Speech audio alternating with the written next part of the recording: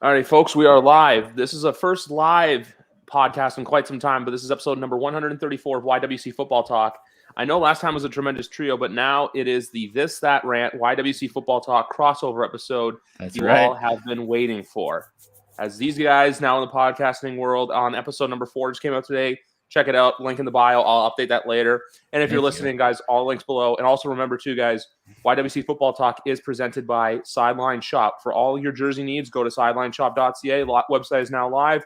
All sports, all covered. We got to get a sponsorship. Nice. Yes, I got a sponsorship. It's not going to be a cable company. They will not sponsor us. No Xfinity? No Xfinity. I'm sure Sling will do it or someone like that or DirecTV.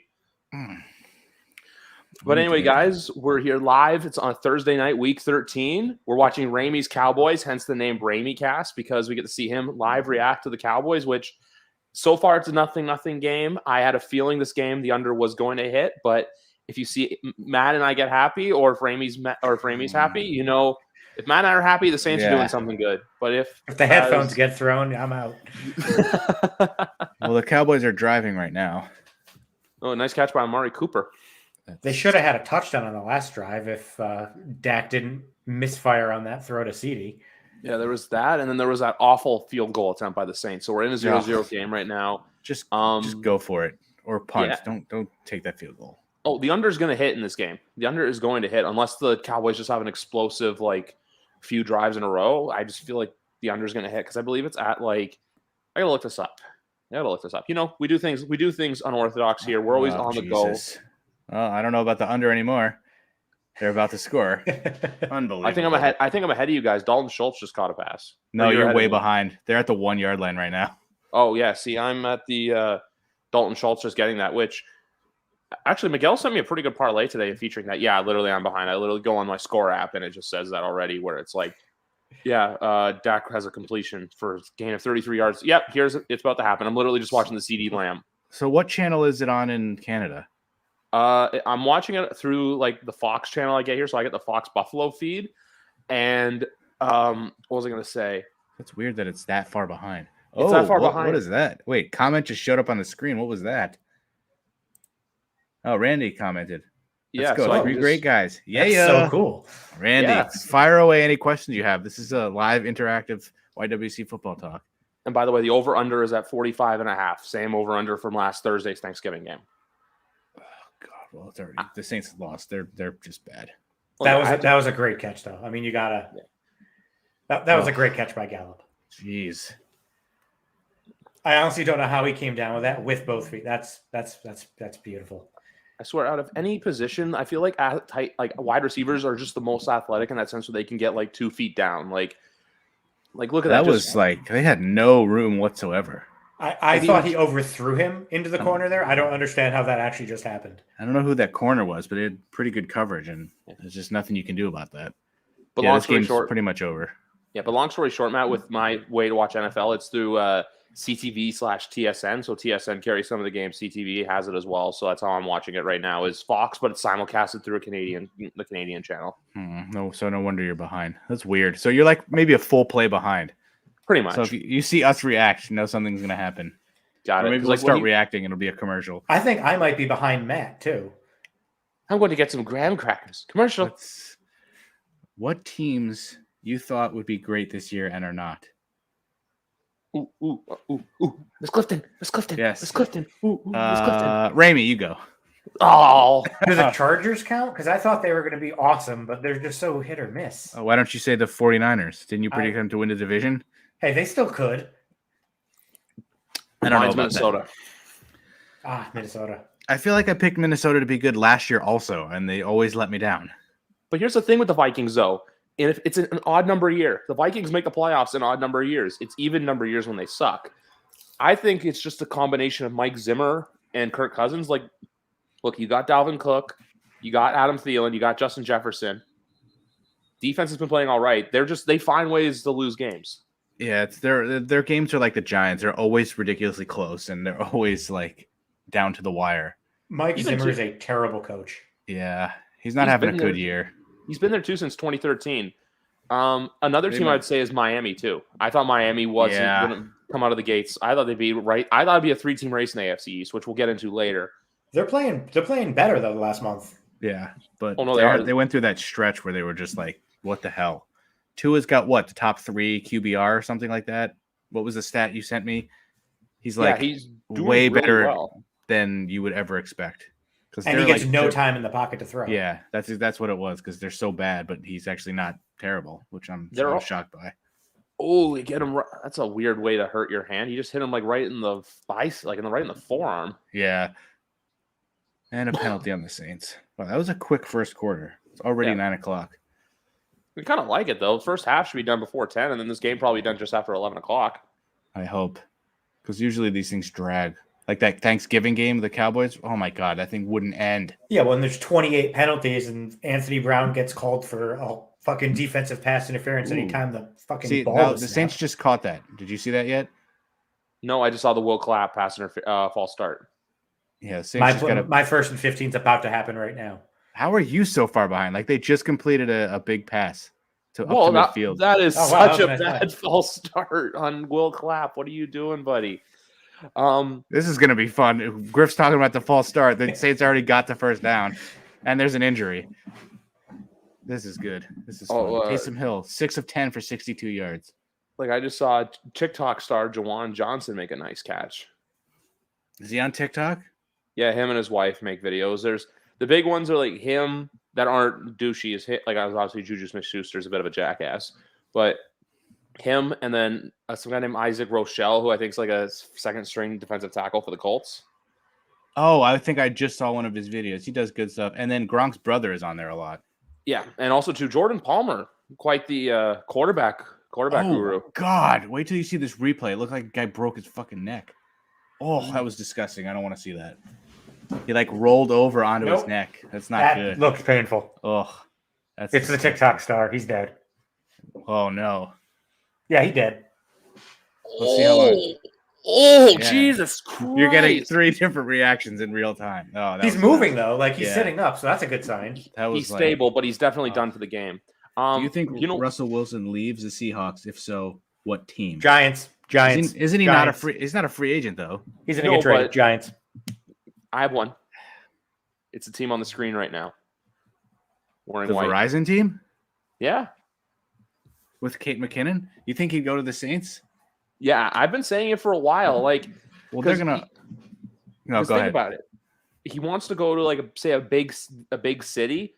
New Orleans is I know it's a smaller market, but it's still a very popular city. Like for him and Sierra, you already have the coach. You're gonna get Michael Thomas back next year. We'll actually see what happens there. You're gonna get Alvin Kamara healthy. You'll have some other weapons. You'll be a fully healthy team they can add in the offseason because we all know Mickey Loomis is a cap wizard. And I just always seen it as a possibility. Like, I just can't see Pittsburgh doing it. I feel like Pittsburgh's that team where, and I didn't want to include them in my who I thought would be great because at the beginning of the year, I said Pittsburgh and Seattle would miss the playoffs. For some reason, I had Pittsburgh ahead of, I think we all picked Pittsburgh to finish like second or something behind Cleveland. So that whole division is just an absolute mess. I thought the Browns were going to be so good, and that's just so. But also, I don't know if the Giants have 2 first-round picks, so they have more to offer. Have you seen the top 10 for the draft orders? Like if it were to end today? Jets, Giants, Eagles. Yeah, literally. And then like there's also like and then like it's because it's Lions, Texans, Jags, and then like you said, Eagles. It's like Jets, Giants. I think it's like Carolina, and then Eagles. It's like that's literally the top 10. It's crazy. Hilarious. Hopefully, I want to keep winning, but that would be if our picks drop out of the top, 10, that would not be good. We need both of those picks to be good.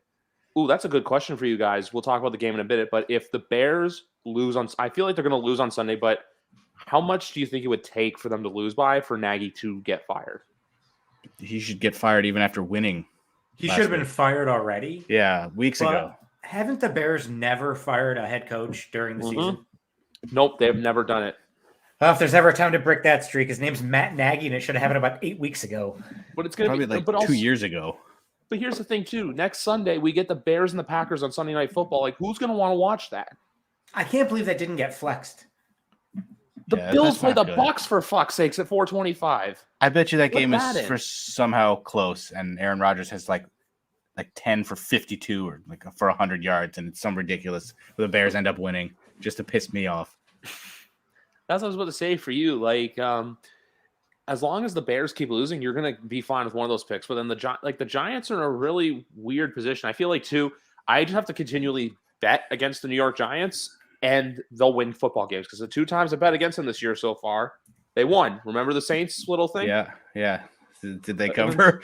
No, they covered. That cost me on the cover, my survival strike, and money line. And this past Sunday, I had the Eagles to cover the spread. The Giants screwed me on Survivor one year when they were like really bad, and they ended up beating the Chiefs. Cowboys. It's like I was like week 10 in Survivor, so it wasn't early either. 2 years in a row, I got fucked by the Dallas Cowboys. Last year, I picked against them. This year, I picked for them, and they eliminated me. Ugh. So what was the other game you bet on this year? The Saints, Giants, and who else did we play? Was it the Eagles? This past Sunday. We didn't win too many games. You know this.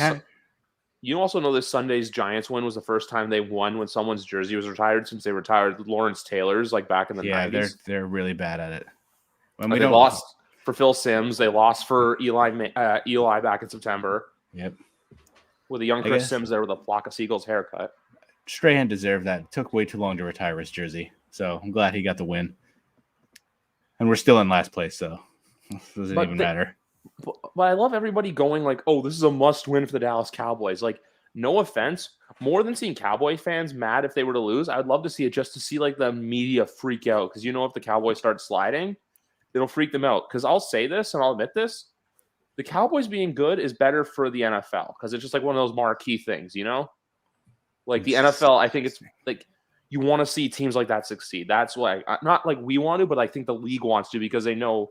Oh, definitely. They also probably want the Giants to succeed, too. That's a huge market that's just been absolutely non-existent. Exactly. Did you see the viewership numbers from the Thanksgiving game? No, probably huge, though. 38 I think it was the highest rated game of the year. I think it was also like the highest rated regular season game in like 30 years or something like that. I wonder there were so many penalties. They were super nervous. Big audience. They wanted to milk it, keep it going longer.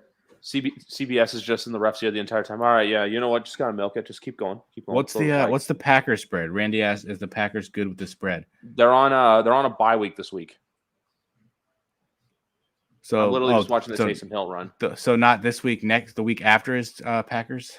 Yeah, Packers play the Bears next Sunday night. So I'd say the spread's probably going to be at least like 12 or something. I'm going to say 13. So I would still take the Packers with that. The early line is Packers are 11-point favorites. Oh, we're both close. Yeah, I would take the Packers with that.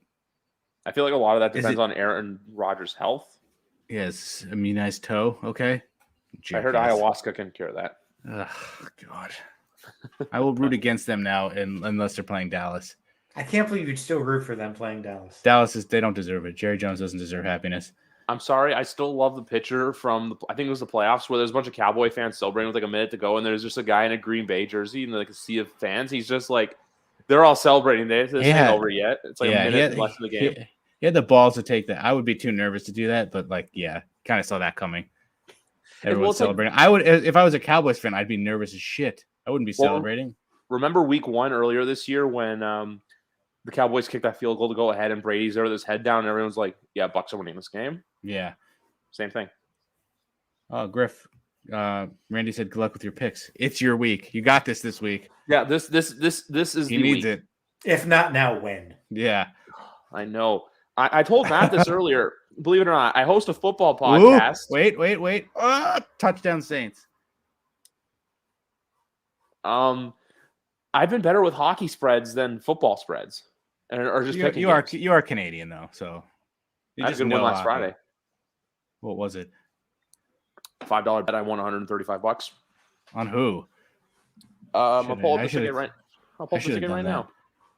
I haven't won a bet in goddamn forever. I haven't even looked recently. Like I don't want to. I love how this guy's name is Lil Jordan Humphrey. Like his name's actually Lil Jordan. Lil Jordan? Yeah, it's his actual name. Wow. So the bet, Matt, was I had the Blackhawks to beat the Blues. Wow, really? Yeah. Because Marc-Andre Fleury's been on a hot streak lately. I had the Winnipeg Jets, the Minnesota Wild over 6 goals. Minnesota won 7-1. Wow. I had Carolina over Philly, who's bad right now. I had under 6 goals, Buffalo, Montreal. Jesus. And I had under 5.5 goals, Pittsburgh and New York. That's a big ass parlay. 5. Damn. I had a big one that was like hockey, basketball, and the World Series back in October. It was like the first time the World Series under hit. If the over had hit, I would have turned like a $15 bet into like $500. Ugh. You want to hear the worst one was? So last, this isn't me, but you know Danny, right? Danny Goes Ham? Yep. Yeah. He shared it on Twitter, but he also told me about it last week. He had a bet where it was Stephon Diggs over 74.5 receiving yards. Diggs at 74 yards. That would piss me off. Like, I lost a fantasy matchup by like 28/10 of a point or something, and I was just like, it just blow me out by 40. Like, I don't want to deal with that. Do you guys remember a few years ago when Breeze took a knee on a Monday Night Football game, and like literally that knee cost people making the finals because they lost by like it was like losing like 142-10 to like 142. It's just not fair. Because of him taking knees with like no time left to burn the clock. Oh, it's brutal. Yeah. It's so bad. If this is not my week though, like I literally give up. I literally got gifted a book from Jessica about basically it's a beginner's guide to sports gambling. I'm not even kidding. Oh, we got a cat appearance. First, one of many animal appearances that have been on the show. Oh, that's too funny. A beginner's guide to gambling for dummies. Pretty much. That's funny. What do you gamble on in Canada? DraftKings, FanDuel, Bet99. Is that a Canada thing? Yeah. Excuse me. But next week I'm going. It's weird. I'm going to Buffalo, New York, and I'm going to use FanDuel. My wife was just in Buffalo for work. Oh, good wings, huh? Yeah, going wings. Hova. Maybe. I haven't talked to him. I haven't talked to him in a while. But I'm going to there's 2 Sabres games I get to go to because they're both there. One's against the Rangers. So I'll go Sabres. And then the second one's against Washington. Oh, nice. Yeah. And then I may go down to the Buffalo Stadium. Who knows? Bills Mafia? Well, they're not there at all next week. Maybe they just I feel like that's a group of fans that just hang out at the stadium. Yeah, they set up tables, just jump the rope. Even on the bye weeks. Any good unusual deaths? Randy, that's the wrong podcast. I don't think Griff has any, unless there's an unusual football death. Well, it could have been. Actually, there was Johnson on that reception. There was unfortunately that player that used to be on the Rams practice squad that got shot and killed. I think it was on Monday. Who? I know there was a kid, Otis, that was him. That was him. Yeah, his dad apparently was the one who did it. Yeah, and when I first read that, I thought it was the Giants running back. So I was like, no, what? But thankfully, it was not. Well, I mean, not that it matters. You know, he's not in the Hall of Fame. Well, he wasn't that good. There's still some arguments for it. Like Phil Simms is in the Hall of Fame. Phil Simms wasn't that good either. I mean, he had for that era, he was good, but not. I don't think he should get in. I don't even know what O.J. Anderson's stats really were. I know he was amazing in that Super Bowl. I think that's why a lot of people are saying it. Like, you got to remember too, like Joe Namath should not be in the Hall of Fame. Joe Namath's literally in the Hall of Fame for that one Super Bowl. Yeah, that's like Bill Mazeroski being in the Baseball Hall of Fame because he hit one home run. Like, that's I'm just Joe Namath is not good. You know, he finished with 30 more interceptions on his career than touchdowns. Yeah, he was awful. He was terrible. Same thing with Terry Bradshaw. Yep. At least Terry Bradshaw won 4 Super. Wait, he has more interceptions and touchdowns? No, Joe Namath did. Terry Bradshaw. Basically, apparently, his first 4 years in the league, if he was in today's NFL, he would have been gone from the league. Interesting. I'm gonna look up his stat line, but yeah, but you also got to figure Terry Bradshaw, who he had around him playing, like the Steel Curtain defense, Franco Harris, Lynn Swann. I mean, the NFL championships get you in the Hall of Fame. That's why Troy Aikman's in. He's not good either. But he's not good. He's just look at his numbers. Tony Romo was better than him after 5 or 6 years. Different league, but his first 2 seasons he went. So he started 8 games in his first year. He went 3 for 5. He started 13 in 1971. Went 5 for 8 in those seasons. His first year, he threw 6 touchdowns and was picked off 24 times. Yeah, that's really bad. In his second season, that went to 13 and 22. That's learning on the job right there. 12 and 12 the next year. Oh my God, I hate this. His fourth year was 10 and 15. In his Super Bowl, his first season, he won the Super Bowl. 7 touchdowns, 8 interceptions, and a QBR of 55.2. Who is his running back? God? Like Franco Harris. Did they just hand it off to him 58 times a game? Like, Jesus. Yeah. He didn't have a good insane. But that year, the year where and then his best year was 1975, his first really good season. He went 18-9 on picks with an 88 QBR. He went 12-2. It just didn't throw at all.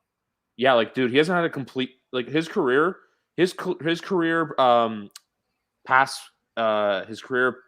percentage for completions was 51.9.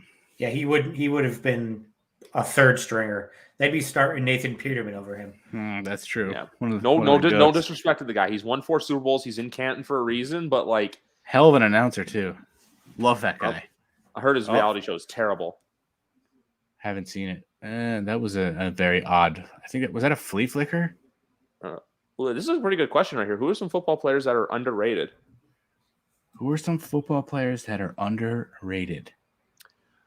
I have one. I actually have a Giants one. I don't know if he is outside of Giant land, but I'd kind of go with Blake Martinez. I know he's hurt right now. When he's on the field, we miss Blake Martinez. Yeah, he has like a million tackles. I was thinking of like retired players. I don't know why Tiki Barber came to mind. He was super underrated. He's one of the top running backs in the league when he retired. I miss Blake Martinez though. Now I'm sad. Yeah. Who else? Who's more current players that are underrated? I still go on Michael Pittman Jr., but I feel like that's starting to become less of a thing. He's put up some good. Like, I know him from fantasy. He had some really good weeks, and then I started playing him, and he, started to shit the bed. YWC Football Talk's favorite wide receiver, Michael Pittman, right? Yeah. Other players. This is actually a really solid question. I'd say Devontae Parker in Miami. If he could stay healthy. Yeah, that's the thing. Can we call Deebo Samuel underrated? I was just gonna say that because in fantasy, Ayuk was going rounds ahead of Deebo, and Deebo was projected for like in our league, the one we're all in, was for like 200 points, and he was going in like the 6th or 7th round. I was like, isn't he their number one? And now he can also play running back. Him and Cordero Patterson are like. I saw a good TikTok. It was from We have another answer. Oh, fun. Oh. Hunter Renfrow. Yeah, he's having a really good year too. His fantasy points are great too. That's how I base everything off of fantasy. If you don't do anything in fantasy, I don't care. I mean, it's a good thing too. Would you say Derek Carr's an underrated quarterback or no? I don't think he gets the respect he deserves, but I wouldn't consider him like one of the top 7 or 8 quarterbacks in the league. He's in like that top 15 for me. Like he's like, middle of the pack kind of guy. And the field goal is good. He does the things that he wrong needs Renfro, to do Bray. well. Wrong. Sorry, Ramey. Wrong Renfro, Randy. Yeah, the Renfro ending in an E got traded. The Renfro ending in a W is on the Raiders. Legitimately, 2 Hunter Renfros, different spellings, different sports. But what was I going to say? Who's another one? No, but Deebo Samuel is. Who's another one that's good for underrated? That seems like such an easy question, yet it's like DeAndre Swift. Oh, I love that guy until he got hurt. Can't stay healthy either. Who else is underrated? Him. I feel like Tom Brady's kind of underrated. Yeah. He hasn't really done that much, but he gets, doesn't get too much press. There's that Travis Kelce guy out in Kansas City too. No one really talks about him ever. The dating guy? Yeah, no, reality show. The guy that looks like Jonas Valanciunas. Catching Kelce, what it was. I didn't realize he was a tight end until I saw the show. Wait, that's the same guy? Yeah. He has his own reality. He plays football. Who knew? Who knew that? I only knew Jason Kelce. I thought it was all about like the linemen. Eric Decker had his own reality show too. I feel like I did know that. Who's on another good one for underrated though? Oh, I have one. Wyatt Teller, guard for the Cleveland Browns. Throwing out guards names. Damn. Well, like if you look, I want you to go look up the stats later. The Browns' record without him is horrible. Like last year. Then let me throw it. Andrew Thomas is underrated.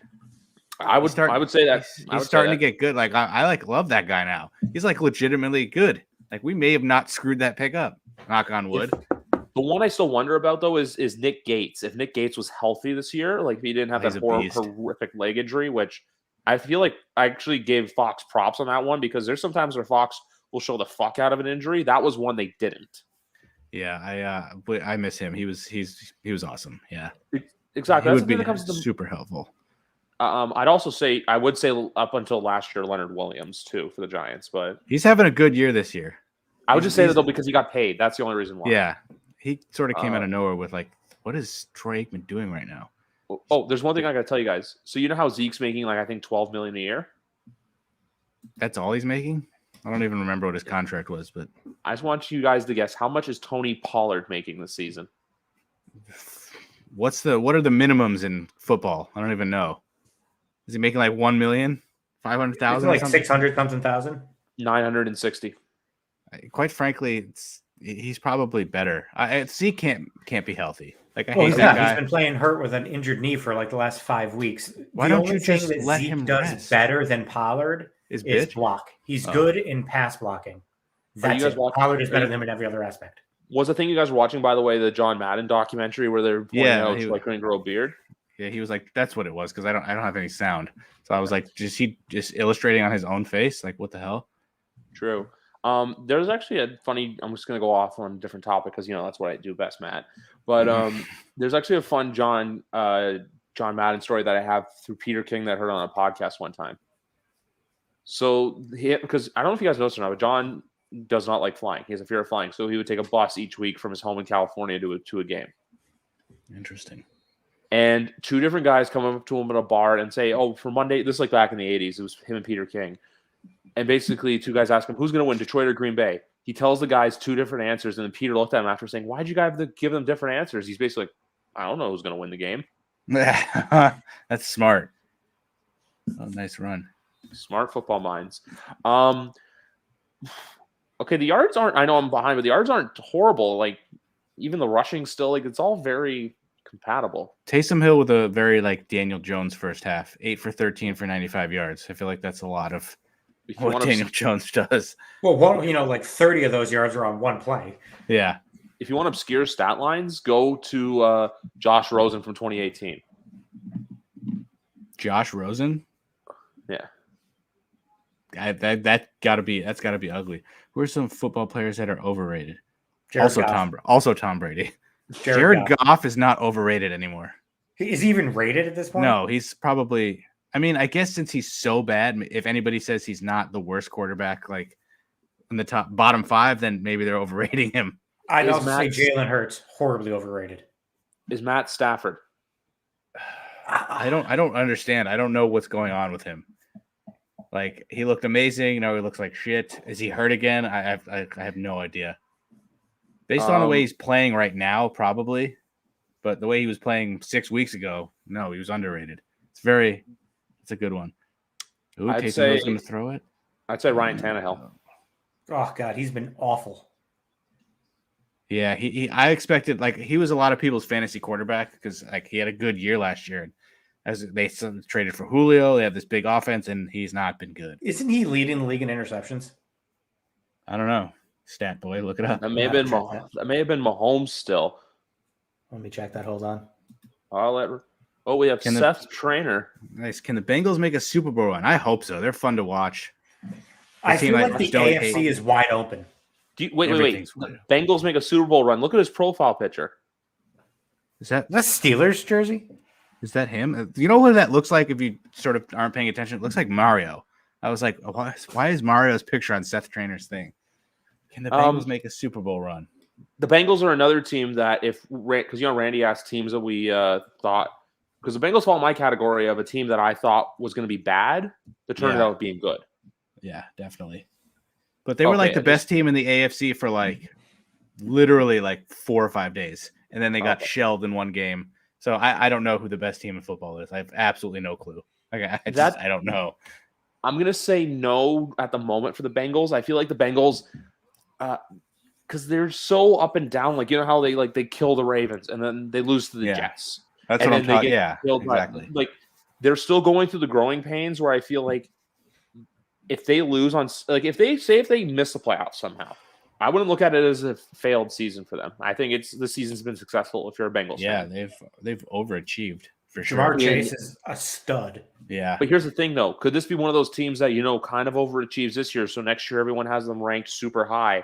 That if they, and if they don't perform expectations. Exactly. Like, that's what I'm saying. Them missing the playoffs wouldn't be the worst thing in the world. Well, I'd probably pick the Ravens next year just because they lost like 58 running backs and are still really good. So I'd probably pick the Ravens to win the division next year. The Ravens are hopefully win the ugliest games. That's what they do. That whole division is just a lot of ugly. Hopefully Ben's gone. Like, they got to get a new quarterback, right? Oh, no. Ben should have retired last year. Like, Drew Brees should have retired after the 2019 season. Well, what's his face? Mike Tomlin said he doesn't want a rookie quarterback. He wants an established guy so he doesn't have to start over again. That's why he's got Dwayne Haskins. Yeah. Oh, man. Who could they get besides Russ? Like, is there anybody out there? Jameis Winston. Aaron Rodgers. Off an ACL? Yeah, I wonder where Rodgers is going to... Hopefully nobody fucking signs him. I feel like Rodgers will only stay if they do win the Super Bowl. Can he even stay after all this shit? Like, that's he negotiated a contract to come back with the caveat that he could be gone after this year. But think about it, though. All this stuff started, like, I'm going to go back to even last year. Remember how Brady was at the Super Bowl and he was mad. He's saying, "Oh, I'm going to be back here next year not wearing a suit," and he was. Everyone else has that same mentality and mindset. Rodgers not making it. Oh, I'm not happy here and I'm there, and then everyone took and ran with that. And then Russell Wilson this year at the Super Bowl won Walter Payton Man of the Year. Excuse me, and was just in the box with Goodell looking miserable as shit. Well, he's got to, like, Seattle's really bad, and like he's not even looking good. It's not like he's lighting it up in their defense. Pete Carroll's got to go. Oh, Seattle just needs to tear it down and do a whole other thing. I know he's stupid, but I'm still going Aaron Rodgers for this one. Yeah, it's got to be Rodgers. There was a video. I don't know. Do you watch those three guys like on the? I forget what the name of their podcast is, but it's Theo Ash, the black kid, and then one of the other kids. Yeah, I think it was Theo who had like a thing where if the Giants could get Russell Wilson, they have a 2-year window with all of their younger players where they could make a competitive run of it. But I don't know if it's. I mean, we have to do something. Is it worth giving up both of those picks? I'm not. I think it kind of is because Russ he had the finger injury, he had surgery. I don't think he's healthy and he's playing through it. Yeah, that could be. He's only 33. He's probably got another 6 years. But say if they got Russ and they gave up both of those picks, is that enough to at least be like? Do you take? Oh well, we're at least good. Maybe we'll make the playoffs, but can't win a Super Bowl. Or do you take those 2 picks, pick 2 linemen, solidify the line? And then go one more year with Daniel Jones. And then but then you're banking on Daniel Jones to be the guy. And has he shown you anything that shows that if he has a better offensive line, if we take 2 guards and solidify that line, give him one more year and then try and take a quarterback. But then you lose all the younger guys you have. It's 2 more years. I think if Russ is available, I think you risk it. I don't know. 2 first-round picks for him. I get that he's Russell Wilson, but maybe if they could get away with just 1, then I would do it in a heartbeat. Like Seattle needs the Daniel picks. Jones. I don't think it's only going to be 1. I think it'd have to be 2. The 2 first this year and probably like a second the next year.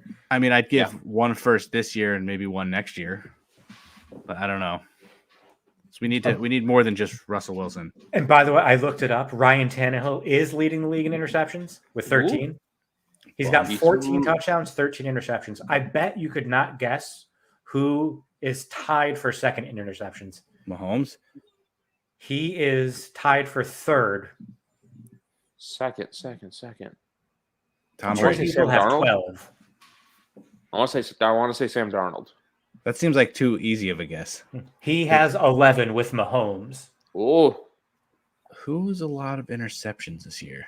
Is it Roethlisberger? Well, you said we could not guess, so it's going to be something obscure like Stafford. So you said Roethlisberger. He's got only 6 interceptions somehow. It's because he can't throw it more than 5 yards. Bridgewater only has 5 somehow. Wow. Is it Sonny Jurgensen? It is. Sid Luckman? Let's go Sid Luckman. Who the hell is it? Stafford? Stafford. Where is Mr. Stafford? He has 9. He has 27 touchdowns, 9 interceptions. Well, it's not Daniel Jones, right? No, Daniel Jones has 7, same amount as Dak. So, and it's not Tom Brady. What does T have? Like 5? 9. Oh, wow. That's a lot. More than I thought. Zach Wilson and Trevor Lawrence both have 10, in case you're going to go that route. It's not Dak. Nope, Is he's it? got 7. So then who the hell? What other? We just named all 32 quarterbacks. Who is it? You're actually missing 2 good quarterbacks or semi-good quarterbacks. It's not Q Aaron. Oh, Kirk Cousins?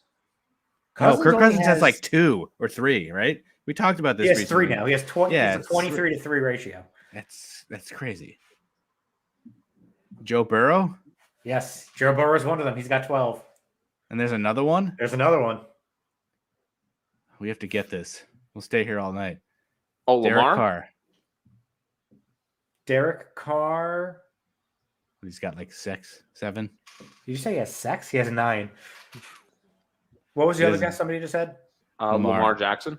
It is Lamar. Really? He's got 12. 15 touchdowns, 12 interceptions. He threw 4 on Sunday against Cleveland. They should have lost that game. Yeah. That's been Baltimore's MO all year. They like just find ways to win games, and that's honestly scary for a team at this time of the year. Yeah. Rushing leaders tonight. 33 for CeeDee Lamb and 12 for Taysom Hill. What a game. Yeah. I told you, dude, the under was going to hit in this game. I can't wait for the 45-point second half. No. They're going to win. Suck, like Ben's sucking something fierce. No, you know what's going to happen? It's going to be 23-23 going into overtime. I will hang myself with my microphone cord. Taysom Hill's almost at 100 yards now. They're driving. Ooh. I don't know where. I don't know where they're driving, but they're driving. Giants need Barkley to finally break through. No, they just need him to stay healthy. I feel bad for that guy, but he's also like Booker comes in and does fine. So if it's you could part Barkley's fault. If you could go back in time, would you draft Barkley? You don't take him. You take Quentin Nelson. I was just about to say you go Nelson. Even if Barkley was like amazing for the last 4 years, we still wouldn't have won anything. Like even you take Quentin Nelson, and then you hope that huge run. You hope that the Browns don't take Nick Chubb, because the Browns had a pick in the second round, then the Giants had one, and then the Browns had another one.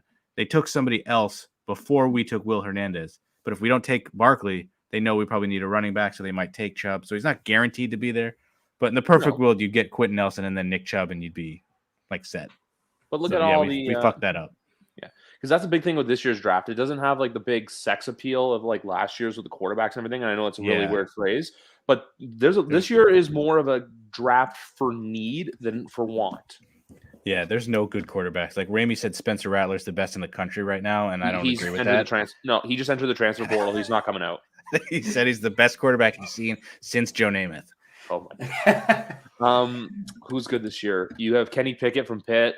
You have Matt Corral from Ole Miss. I just know Spencer Rattler because he's bad. Like, that's I know. It. This year's quarterback class is not. It's not good at all. Also, too, from Seth Chill. Let's see this right here. Chill on Ben. I understand. Look, like he's at the end of his career and everything. He's still a Hall of Famer.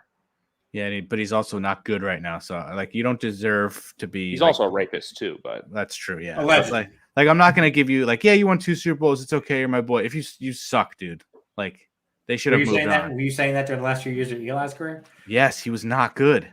And then we realized he actually, if he just had talent around him, he would have been fine. Like if they did anything with Eli, they wasted the last like 4 or 5 years of his career. Hey, Ben McAdoo was a great head coach. He's coaching on the sidelines for the Cowboys today. Well, Seth said Barkley's underwhelming. His first year was amazing in fantasy, and then his second year was good too. It's the last 2 years that have been bad. It was and he also hasn't been healthy. So, but here's the thing, though. A Big Rat always makes this point on my podcast because he said, like, if you look at Tom Brady after he tore his ACL, what was it? 8? So he tore it in 2008, 2009. They had a wonky season, but then 2010 he won MVP. I think if Barkley can end the year healthy and then come into next year, I think next year is the year you really look at him to like break out. Well, it's his last year before a contract. I think it'll be his 5th year option, so he's got to show something. If I'm the Giants, I'd consider locking him up now so you can get him on the cheap. I feel like they're gonna have to pony up the dough.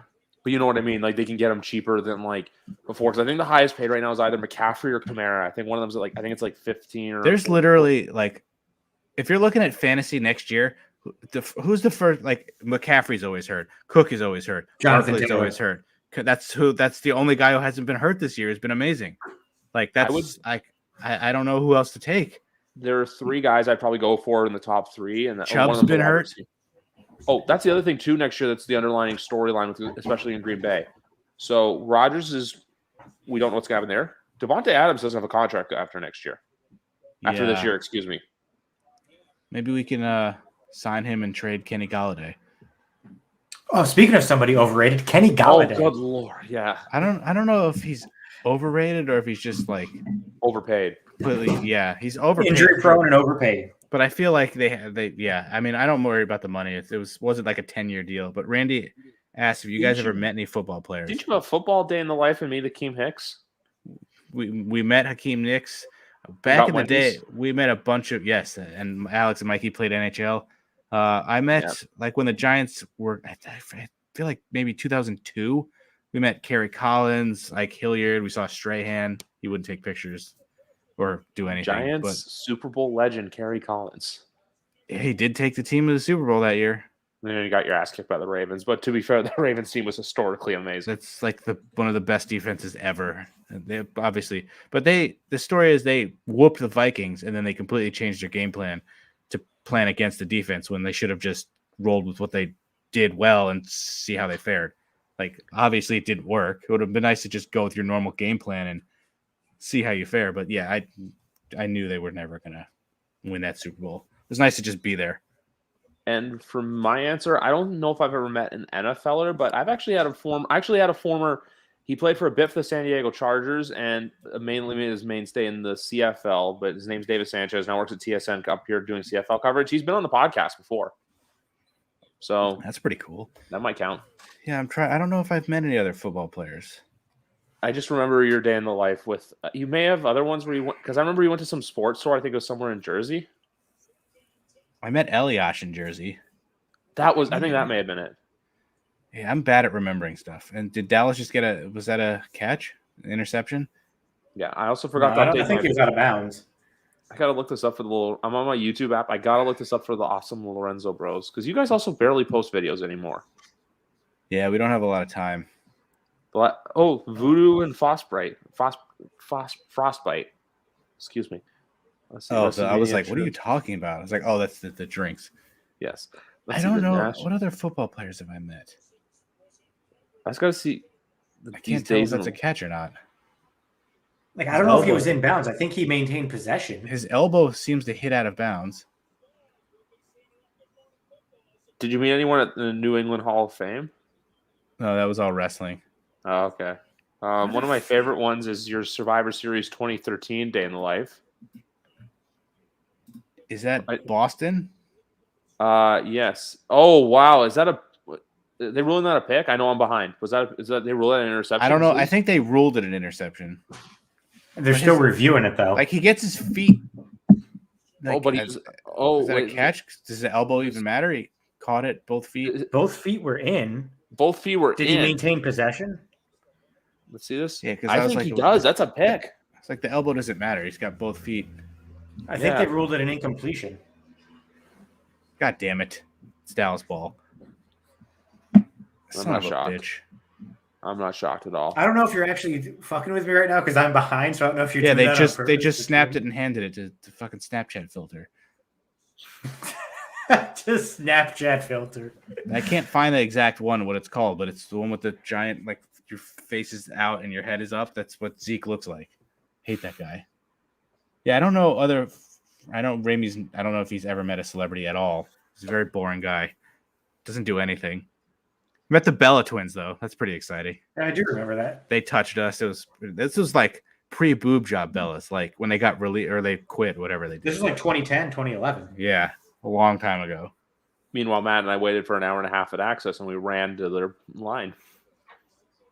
I miss waiting in line at Access, even though it sucks. I miss doing those trips.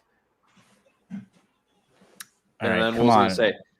And then I remember too. I don't know if anyone else had this, but like I think it was Nikki. Like just rubbed my back gently. I was like, yeah. She like scratched my back, and then I left something on the table, and she's like, "Oh, you forgot this." And I was like, "Oh." Was it your number? Yeah, no, I'll get stuff signed and I'll just start walking away, and they'll be like, "You left your thing here." She actually signed her social on his poster. Yeah, please give me your last 4 digits of your social. I want to jack your ID. Randy, keep those questions coming. They're the most creative stuff. Yeah. Well, obviously we're in here now, so I figure we'll preview some of the Sunday slate. The first game we don't have to talk much about, but my question for you guys: Arizona at Chicago. I want to ask you guys: will Arizona cover 7.5 and over under 44 points? If they don't cover, that's true. Although, who did Colt McCoy absolutely destroy? Was it Seattle? Seattle and San Francisco. So they should. Kyler should be playing though. Yeah, they should have. And I think DeAndre's back too. Yes. Oh, Griff, you want to talk about that trade we made? Yeah, I feel really bad for you. I was trying to get I offered because Hopkins at that point had more points than Justin Jefferson. So I was like, I'll give you Hopkins in my defense, and I'll take Jefferson, and you give me the Buffalo defense. It's like, I don't want to give Buffalo. It's like, all right, I just want to make a trade. I'll take Jefferson for Hopkins straight up. And the guy hasn't played since we made the trade. And Jefferson went off for like 2 or 3 weeks, so I felt pretty bad. But I didn't know he was hurt. He was playing.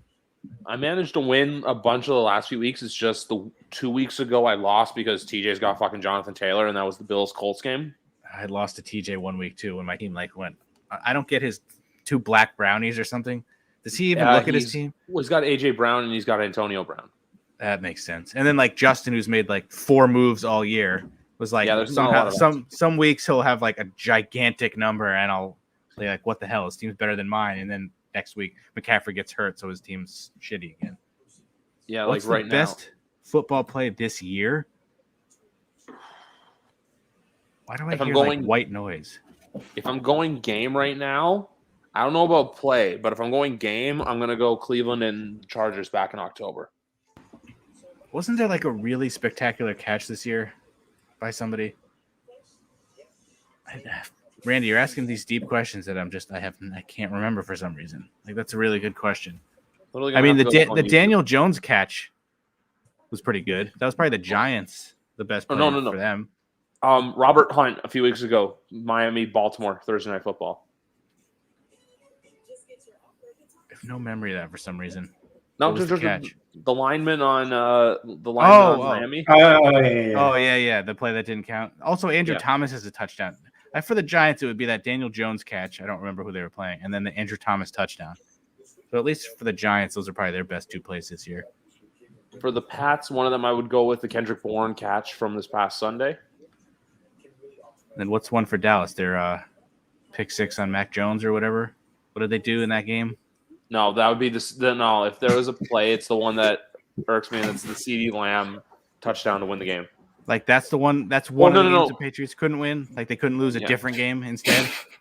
No, but no. The other one was the third down play that Dak made on and then CeeDee Lamb caught to get you guys in the field goal range. I think that was the overall catch. I got to be honest. I don't know how it's 10-7 right now. The Saints are terrible. Their defense isn't that. Their run defense is really good. That's the thing. Just throw it 50 times. You got Dak and Cooper and Gallup and Cooper's compromised. Immunocompromised? He is now. Yeah, he actually is. He's unvaccinated moron. I just made that joke not remembering that he's a moron. So yeah, I'll take that one. That's a good one. Immunocompromised.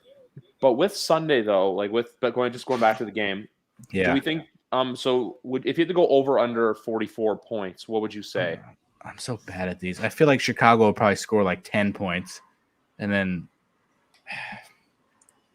I could see Arizona with Kyler wanting to get back into things, throwing up 30 or whatever. I think fully healthy Kyler, fully healthy DeAndre Hopkins. I don't know if he's ever fully healthy. If they're fully healthy, they're going to come out and try to make a statement. I could see them. I could see the Cardinals putting up 40. They're definitely covering though, for sure. They'll cover, but they'll cover. But give me the under. Give me a score of 24-10. See, this is why they just keep passing. Dallas is at midfield now. Yeah, I think covering and the under is not bad. Or did you say over? No, I said under. I could see either one. It depends. Kyler's probably not fully healthy, and DeAndre's never fully healthy. But they also have like 18 other receivers who are just as good. We also don't know what the weather is going to be like in Chicago come this Sunday. That's true, too. If it's a shitty weather and they're just running the ball. Give me James Conner with 15 first half carries, 15 second half carries, 3 touchdowns. Let's go. 37 yards. Yeah. Hey, as long as he's got 3 touchdowns, we're good. That guy's a touchdown machine. I thought his career was done. And every time I'd start Edmonds, it'd be Conner. And it's like, all right, now he's on IR, and I don't want him to come back because he's going to kill Connor's value. We're going to go for our next game, and we're just going to, before we get to Randy's next question, this is one actually like the underdog. So the Eagles go to the Jets, so the Eagles back-to-back weeks in life. But the Eagles are a 7-point favorite. Do we buy that? I can't see them being as bad as they just were. But if they can't run the ball, Jalen Hurts is a liability. Like, it's really bad. Like, he looks so good some weeks, and then you look at that game last week, and you're like, what the hell was that? So if they can't really run the ball, then he's not – I don't know if he's the guy there. But I can't see them losing to the Jets. I can't see them having back-to-back bad games as bad as they played last week. And it's the Jets. Who's starting for the Jets? Wilson? Yeah. Wilson started last week and then started this week. Okay. Yeah, I'm going with the Eagles.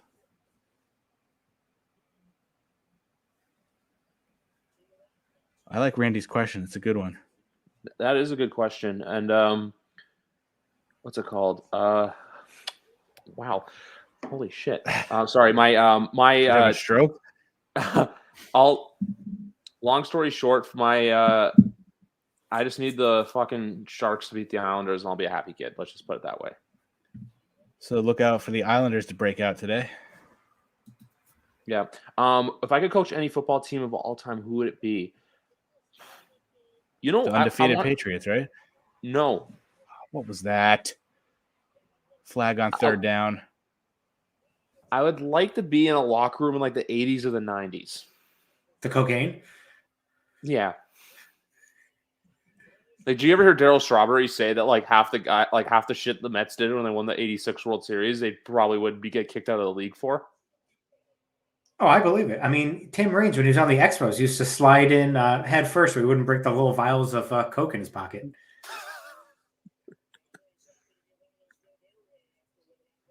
See, if I could coach any team from all time, I would say probably like the 93 to 95 Cowboys. So loaded with talent, I wouldn't have to do shit. It'd be amazing. You know what? I'm going with my fan answer here. Give me the 2003, 2004 New England Patriots when they went back to back. And Matt, I got a better one for you. Would you rather coach the? Oh, Matt Lorenzo left the room. He was so heartbroken over the question you were about to ask him. I know his computer's acting up. It's all good, but no. We're there. Sorry, I just felt like checking my gambling, and that's why I got kind of happy. So we'll see what happens. Matt just texted me. He's like, "Am I gone or did Griff freeze?" I'm like, "You gone?" He gone. So yeah, with this Eagles-Jets game though, give me Eagles to win, but Jets to cover. See, like 7 points feels like a lot with how bad the Eagles played, but they're the Jets. I don't see it. I feel like they could win by 25. That's Griff the thing. And my computer had a stroke, so sorry about that. Your computer had a stroke. But Matt, we were just talking about the Jets-Eagles again. We're basically saying it's a dumpster fire. No, because I said Eagles win, but Jets cover. I could see that. Or you could see the Eagles being really pissed and just winning like 44-7 as Ramey's gone now. This game also is over-under is at 45. I'm taking the under. There's no way. I would definitely take the under. Yeah. Yeah. When I say the Eagles are going to win big, it's going to be like 17-2. There's not a lot of good football games this week on Sunday. Dallas is about to score. God fucking damn it. Like, let's see. Colts and Texans. Do Colts cover 10 points? I think so. I don't know. I just don't know anymore. I think they should. Didn't they just – because last time they played, they absolutely destroyed the Texans, but then the Texans beat the Titans. So it's like, I don't know. They should cover, but they won't. I'm going to say they won't. All right. What's next? Give me a second. Next. LA and Cincinnati. Shout out to Seth Trainer. He's a Steelers fan. I know, but he brought those Bengals making the Super Bowl run. Yeah. Did you see that catch? I mean, he's out of bounds, but it Lamb one-handed catch. He tried to Odell Beckham Jr. it. Yeah, bum.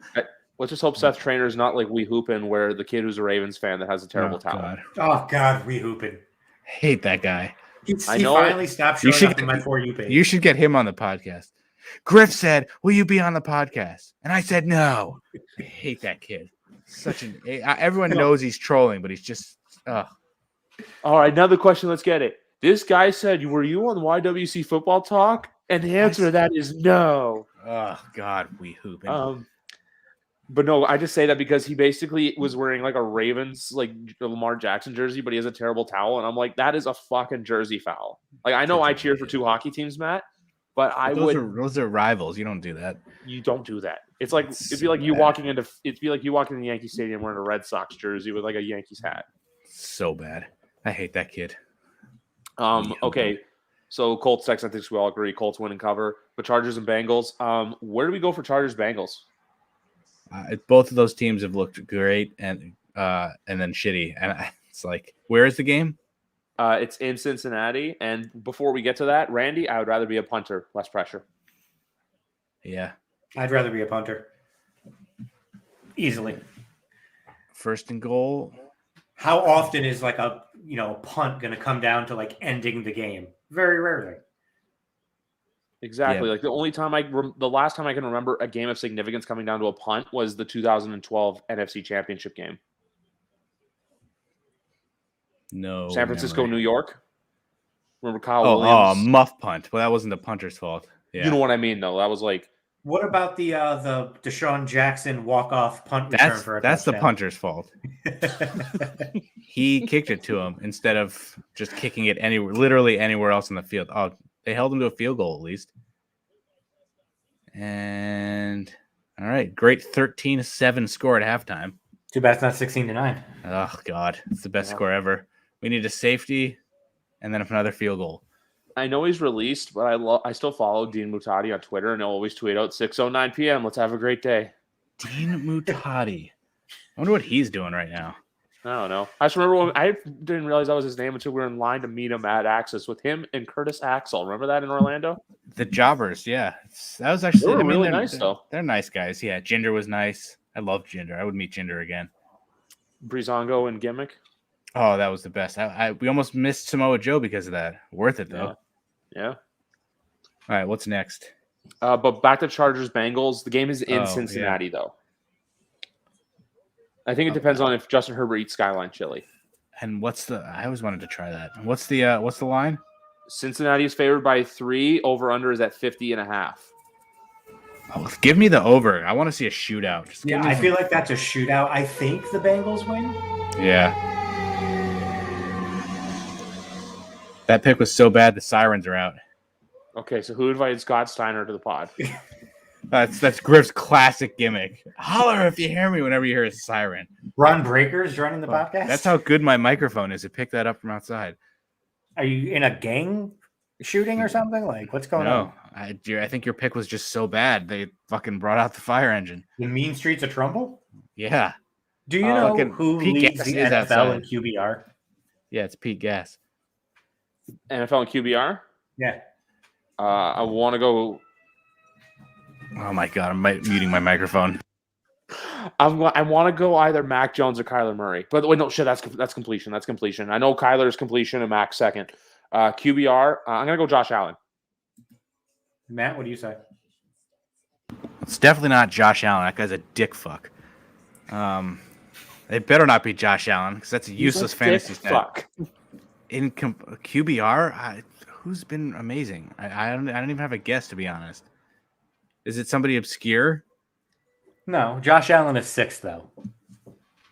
Oh. Honestly, I don't even have a guess. Daft? So I'll give you the top 10 in QBR reverse order. Well, isn't Tua like 3rd? Tua is 8th. All right, yeah. Then I have no idea.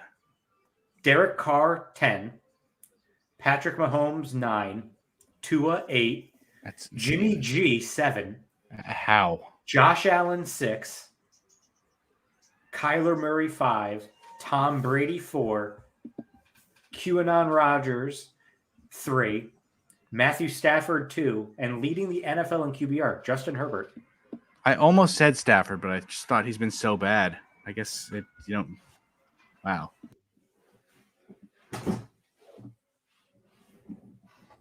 Not bad. I swear to God, I don't know what is going outside in the streets of Trumbull, but it's pissing me off enough to I might have to go close the window. I think somebody's been murdered, Matt. It better be at this rate. Some compassion would be nice. If you're gonna piss me off and ruin this podcast, somebody better be dead. By the way, I'm gonna go 27-24 Chargers. I think they rebound after their bad game last week against the Broncos. Wouldn't surprise me, to be honest. Well, my fantasy team would appreciate that if Justin Herbert, didn't shit the bed for me. He's very hit or miss too. That he is. Next one's a simple one. Bucks and Falcons. Do Bucks cover 11 points? I'm saying yes. I think so, yes. Yeah, they should. Even though the Falcons have played them tough occasionally, but they should more. Although they don't have Antonio Brown at COVID-idiot. Well, they haven't had him for like 5 weeks anyway. Yeah, and they've looked pretty bad sometimes. Like the Washington game, nobody expected, but Atlanta's pretty bad. So, but Brady always has that every year. He'll have like a couple of games where it's like he has a couple letdown spots. I just don't see it here. Like, no, yeah, I thought with Atlanta, I'm like, you know what? When they were playing the Patriots, I'm like, they got their asses kicked by Dallas. I'm like, all right, let's see what happens. No, Atlanta's horrible. Their only pressure they got on Mac Jones against the Patriots was against the blitz. Yeah, they're let's say not good. They're terrible at home too. They're 1-4 at home. The Falcons, 4-2 on the road. Makes no sense. Nothing makes sense this year at all. Literally nothing.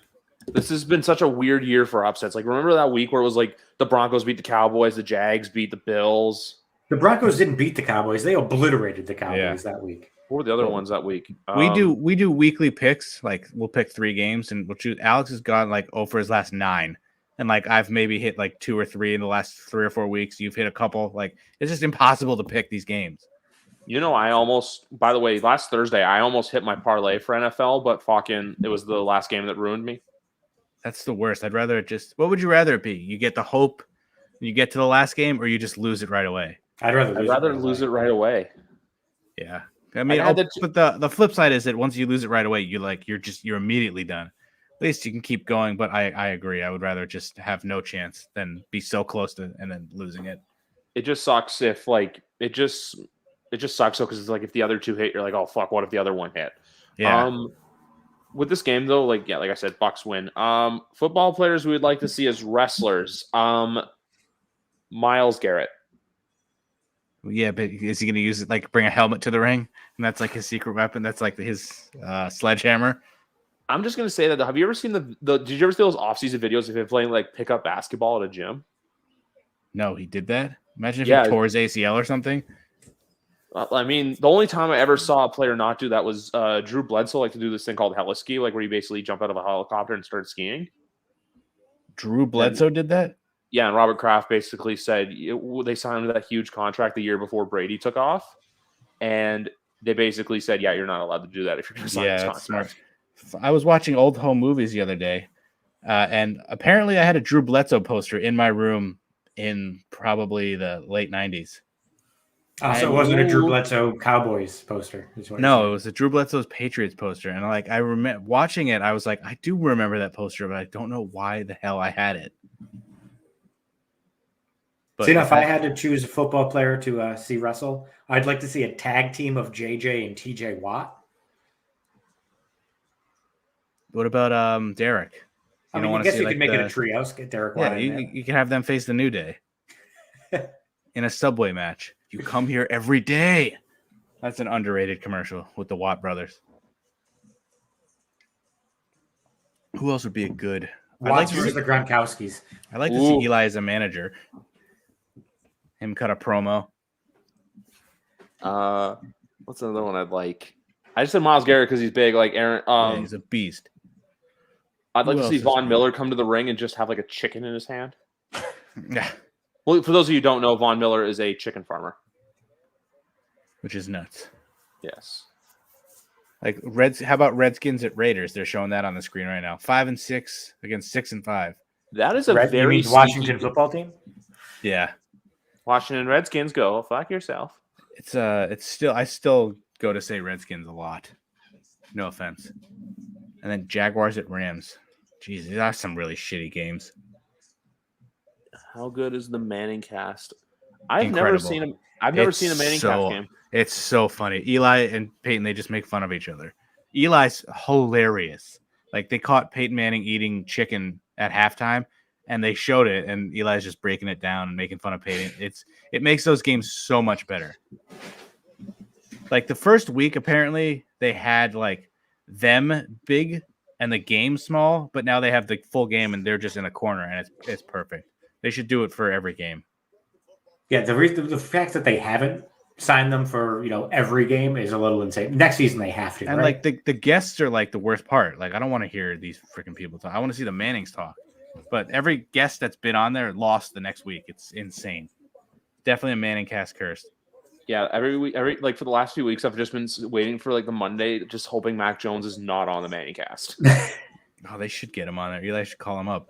Well, I mean, the Patriots on here. It did get broken though. I don't know if you saw it. Draymond Green was on, and then the Warriors beat the Nets the next day. That's true. LeBron was on it though when they lost too, so it did go to other sports, but all the NFL players they've lost the next week. Did they have Rob Manfred out, and that's why there's a lockout in baseball? Oh, fuck off!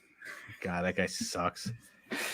Like even like I know like Matt, I know like I'm not as big a baseball fan as say you or Alex, but like still like baseball's sort of going down for me because it's like I don't know. The Yankees more specifically are just more of a business than they used to be. But Rob Manfred is there's no good commissioners besides Adam Silver. The other three are just freaking terrible. Goodell's a fucking tyrant. We all know that Bettman's a moron. Silver's the best one. Yeah, he's great. Next game, Giants at Dolphins. Matt, what do you think about your team going into this game? Dolphins are like all of a sudden, of course, like better now. So I feel like what's the spread? What's the over under? Okay, so this is the big one. Over under is only at 40.5, but the spread is Dolphins by 4. I'd say under, and the Dolphins probably cover, especially if Jones doesn't play. If Jones, the Dolphins have been scoring a little bit, but the Giants they don't ever score. So always go with the under. They rarely score unless they're playing the Saints. I want to look up the Giants' points totals this year just because it's piquing my mind. 13, it'll be a lot of under 20s. 14, 27, 20, 11, 3. Oh, actually 25, excuse me. 17, 23, 10, 13. The only times you guys scored over 20 was against 20-point games than I thought. Well, you had the 2 wins against the Panthers and the Raiders. You had the game against the Cowboys, even though you lost. And then you had the win against the Saints. And then the epic Thursday night game. Randy with a great question. Joe Theismann. That's bad. Alex Smith is bad, even though that's basically the same exact injury. At the same exact stadium. What else is bad? I remember when Victor Cruz tore his patella. That was Ryan Shazier. Anything with that, like that, yeah, those are bad. What other bad ones are there? There's a lot of bad NBA ones. Sean Livingston. Kevin Ware. Paul George. Ugh. Yeah, disgusting. Hey, Matt, can I tell you something? No. Sharks won. Already? It's over? They won in overtime. Yeah, they were playing in New York. So the Islanders lost at home again. Nice. Good. The Islanders are not as good as they should have been.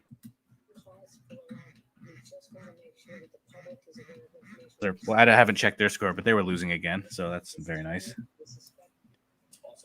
YWC hockey talk. I want to do. Can I? So I'm going to save it off. I don't want to spoil anything. But for this game, give me a Dolphins win, under hit, Giants cover. Give me 20-17. I could see that. We are in a lot of close games. Next up, Vikings at Lions. I think same thing. Vikings win, Lions cover, because I know the Lions are bad, but they've only really not covered, I think, a handful of times this year. What's the spread? 7 points for the Vikings. The Vikings are always in close games too. I can see it. I also kind of see What did the Vikings do last week? Did they lose? They lost to the Niners, right? Lost to the Niners. The Vikings, all their losses are by less than a combined 32 points. I'm gonna say the Vikings cover. They win by 10. I like it. Ramey? So the Vikings' losses have been by a combined 26 points. You were pretty close. I was just counting that up. They've never lost by more than 8. Last week was their biggest loss of the season, 34-26. So weird. They've lost by 3, by 1, by 7, by 4, by 3. I say the Vikings win. I think this is the week that they actually win handily. They win by 14. You heard it here first, folks. But it's also going to be the under. The Vikings win handily. They should. Detroit sucks. And I mean, they win and Mike Zimmer gets a handy. Before we go to the 4:00 slate, what football game you wished you could have been there live to see? Let's go. All right, do that. Say that with non-Super Bowls or non-playoff games because those are the obvious ones. What's a regular season game that you remember? I got one. Stumped myself with my own question. All right, what's yours? 2013 Sunday Night Football, Patriots, Broncos. Broncos were up 24-0, and the Patriots came back and won in overtime. That's a good one. I think it was on the same day, too, that you guys were in Survivor Series in Boston. I would probably pick the 2011 finale where the Giants and Cowboys played for the East title, and the Giants won. Then they went on to win the Super Bowl. That was a good one. Or maybe when the Giants, that same season, Giants beat the Patriots in New England. Would have loved to been it. Who was the fucking tight end? Keith something. I think was it Keith Ballard? Ballard, yeah. Why am I drawing a blank on his? It's not Keith. Jake Ballard. Yes. Yeah. That was a great win. That ended some sort of home winning streak, I think. And if I had that was a good game. If I had a road regular season game, I would take the 2017. Do you guys remember the Patriots Steelers game when the Jesse James was down? Yeah, we were at I was at Survivor Series on that one. I was pissed. That was a catch. I'm sorry. I was at a family Christmas. That was ridiculous. Yep, I remember that one. I was eating a huge slice of pizza at the Boston Garden. It was literally it was that big. I'm looking to go to Boston in 2022 to be honest. I hate everything about that place. The Boston Garden? Everything about that whole state. We can cut that off, send that down to Texas, and then get rid of all of it. Just get rid of everything. The whole South plus Massachusetts would be perfect. Ramey? Ooh, did they throw a flag on that? There haven't been many good regular season games for the Cowboys because anytime there was one of those big games at the end of the season, they've lost. It's not true. They went 13-3 a couple years ago. I'm sure they had some good ones. I would say the two against the Giants were great. I'd want to be at. They lost the game, but the playoff game against the Giants.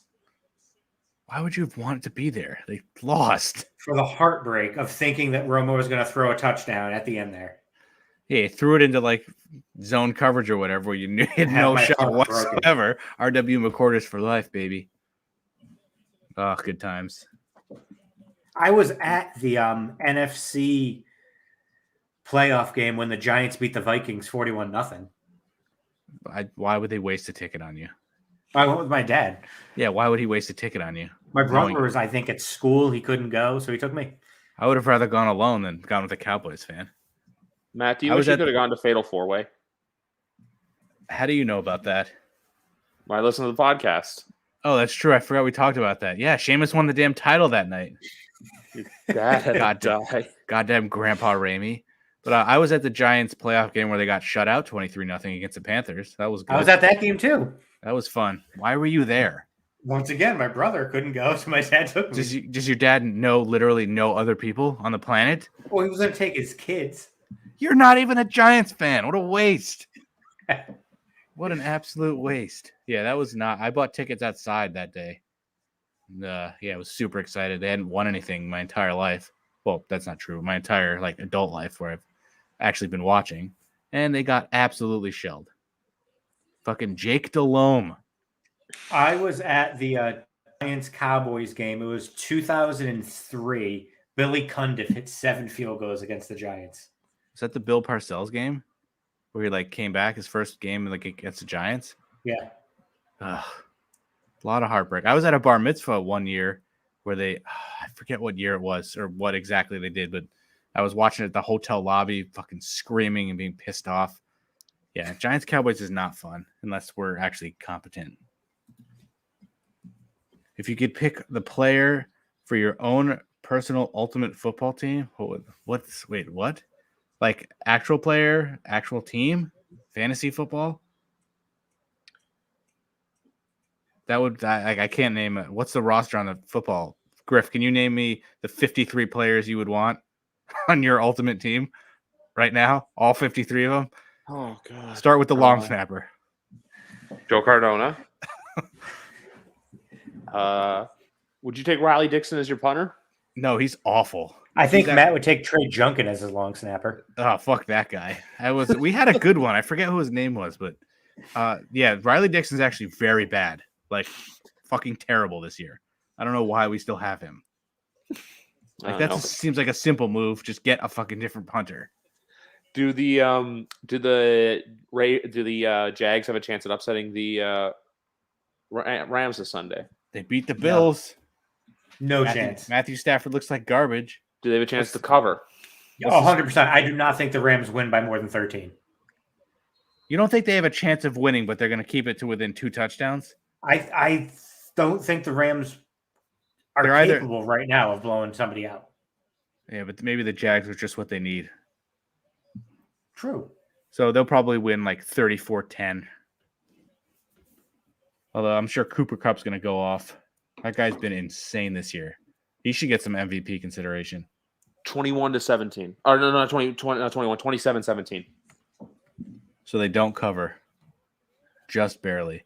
Yeah, so the Jags, the Jags just barely cover. Who's the last team to make the playoffs this year? The winner of the NFC East. Oh. No, they'd automatic. They'd already probably be in.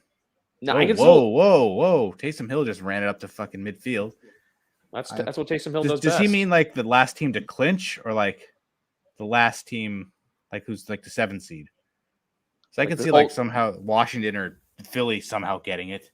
I can't. I think it's going to be I can see a weird world where New Orleans finds a way to come back. Because if you look at their schedule coming up, they have holy shit, he is going. The Giants have an easy schedule too. It's just they fell too far behind. But you guys if they had beaten Atlanta and then beaten Washington the first time, then they'd be right in it. But have you seen football team's schedule though after this week? No. Is it easy? Or Cowboys, Eagles, Giants. So that's 2 losses, and they'll probably split with the Eagles. We owe them one, so we deserve that win. I'm looking at your schedule. You guys will beat the Bears. I can't guarantee we do anything. I think if you guys can beat, if whatever happens Sunday, but if you guys can take care of and beat in December, if you guys can go 2-2 in December, I still think you have a chance. If you do anything worse than that, I think you're done. We'll stay in the hunt, but we're a little too far behind because we're still in last. What are we, 4-7 now? Washington's 5-6. Philly's Eagles a game are ahead of us. 5-7. Yeah, so it's pretty rough. And even if we made the playoffs, it's what are you gonna do as the 7 seed playing the Rams or not the Rams? Who'd be the 2 seed? Cardinals would be the 1 seed. Packers the 2 seed, or flip that. So you're playing one of those 2 teams. Unless the Giants were the 7th seed playing the Cardinals without Kyler and Hopkins, I don't see. It's not even worth it. All right, come on, Taysom. Football team at Vegas. Vegas is a 2.5-point favorite, 49.5. Watch for this game to be very good. That's a tough game to pick. You would think Vegas after they just beat Dallas, but Washington's been looking really good lately. I'm going to say Vegas in the under. Oh, Daniel Carlson, another underrated player. Really good for fantasy. Didn't he have a bunch of field goals this last game? He had like 21 points on that Thursday game. Yeah. Is Urban Meyer the coach of the Jags next year? Yes. Probably. Yeah. He shouldn't be, but he will be. Awful coach. I hate the rumors of him going back to college already because like it's just. So basically, they're one of those teams that like next year, if they get off to a really bad start, then yes. But they're paying him so much money. That's a thing. The Cons don't fire anybody. They don't know how to run anything. Speaking of run, Taysom Hill is just going to basically run every play. They're His better if shots he does aren't that. horrible. Oh, his finger's jacked up. He has a splint on his hand. Yeah, he did something to his finger in the first half. Yeah, he hit that guy's arm. Yeah, his arm literally smacked. He probably broke his finger. I mean, I would take a broken finger Taysom Hill over Zach Wilson next Sunday because that, just for FYI, the Jets play the Saints next Sunday. He's running again. Yeah, they're just going to keep doing that. And then let's see what else here we got. Clutch with these questions. With this game, I'm gonna go Vegas. I'm just gonna go Vegas. I'm gonna go. It's gonna be close. Give me Vegas 24-20. Because I think the football team can stop them, but at the same time, I feel like the football team, they can stop someone's defense, but they're not going to be able to produce offensively that well. Hopefully Vegas wins. Rushing yards this half. 49 Saints. Cowboys, -2. -2. Well, Cowboys went 3 and out, so I mean, it's kind of... Let's keep going with that. Taysom's throwing it, and did that bounce? That's incomplete. Yeah, that's what happens when you throw the ball. Ravens and Steelers. Some NBA history happened tonight. What? In the Cowboys game? The Memphis Grizzlies beat the Oklahoma City Thunder for the biggest margin of victory in NBA history. The Grizzlies won 152-79. Jesus They beat them Christ. by 73 points. What the hell happened? I would be really sad if I was an Oklahoma City Thunder fan. 79 points. Well, they are 6-16, but it's not like the Grizzlies are that amazing. Damn. Yeah, and the Raptors beat the Milwaukee Bucks. Let's go. Their worst quarter was 31 points. Insane. 31, 41, 41, 39. Damn. So you get it all here on. Oh yeah, they're showing the replay again of his injury. He was throwing it, and his fingers went right into the guy's arm. It's probably broken. They really are just going to run the ball, I think. I don't think he can throw it. When we're going to see Trevor Siemian. I'm surprised he hasn't been in more. Just as like a decoy. Isn't Hill right-handed? Yeah. So he's throwing it with a splint on? I think he took the splint off, didn't he? Or is it still there's on? the injury. Oh, there you go. Oh, God. So that was useless. So we have actually a pretty good game at 425 as well. Ravens and Steelers, and I only say good because this is a game where it's just gonna be hard hitting good division football. Rivals. Those are always good games. Yeah. And I can't. What's the spread? Ravens are a 4.5 point favorite, and the over/under is only 44. Those are usually low scoring running games, and they're usually within like a field goal. So I don't know, because the Steelers are bad, but those games are always close no matter who's good and who's bad. That's the thing with divisional football. It's so unpredictable. Yeah. I'd say with the way the Steelers just got the crap kicked out of them by Cincinnati, I'd say Ravens cover, probably win by like a touchdown. It's supposed to be in the mid-50s for the game in Pittsburgh on Sunday, so weather shouldn't be a factor. I think Ravens win by 5. So I think they cover. 27, but it's going to be under. 27-21. Oh, you're Ravens. taking the over. Yeah. Interesting. Hopefully not another 4 just curved inside. Did he make it? I wasn't even paying attention. Yeah, he made it. So it's 13-10. What a game. What's the worst weather football game you've seen? Wasn't there there was that weird Lions-Eagles game from years ago where the guy had I think it was Calvin Johnson had the brick of snow stuck in his face mask. I mean, I think of the Tuck Rule game. Can I just say Tuck Rule game? Tuck Rule game. Bad. There was Colts Bills a couple of years ago too in Buffalo where it was completely snowed and the Bills were wearing these bright red uniforms. Anything with ridiculous rain where it's pools of I don't know, I said pools, puddles of water. I don't think you see those anymore, though, like any horrible rain games. Yeah, because most fields have good drainage now, so then it's not as bad. Even raining, though, it sucks. Ravens Patriots last year on Sunday Night Football was like a monsoon in New England. That's brutal. Yeah, so that's pretty bad. The Ice Bowl, like negative 53 degrees or something. Cincinnati versus Denver. That playoff game between the Giants and Packers when Tom Coughlin's nose made him look like Rudolph. That wasn't even his nose. His entire face was red. He almost had frostbite. I don't know why he didn't wear the mask. I think, I know football players, tough. They wear the short sleeve when it's so cold. At some point when it's that cold, they need to think about the people in the stands that are going to die. Yeah, Eli's wife, I think he made her sit in the seats, but she ended up going to the booth, and he didn't know that because he wanted her in the stands for good luck. But she was smart and went up to the booth. I wouldn't sit out in that. I wouldn't even go to that. You could offer me free tickets. I'd be like, nope, way too fucking cold. We'll talk about it in a minute, but I was asked this about if I was going to this coming Monday night's game, and I'm not. I will be here, and there's multiple reasons for it, and weather's one of them. Let's talk about it now, then. Or do we still have it? We're not the Monday game yet. 2 games. We have Seattle, San Francisco, which was originally Sunday Night Football, but got flexed out. Those are usually good games too. I know Seattle sucks, but those are usually good too. The spread's not much, though. It's only 3.5 for San Francisco. It's in Seattle, and this is a 45.5 over/under. Seattle's going to end up winning somehow. No Deebo Samuel. So I could just see 27-17 for the I say 27-17 Niners. I don't know why I just see Seattle winning this game because this season makes no sense.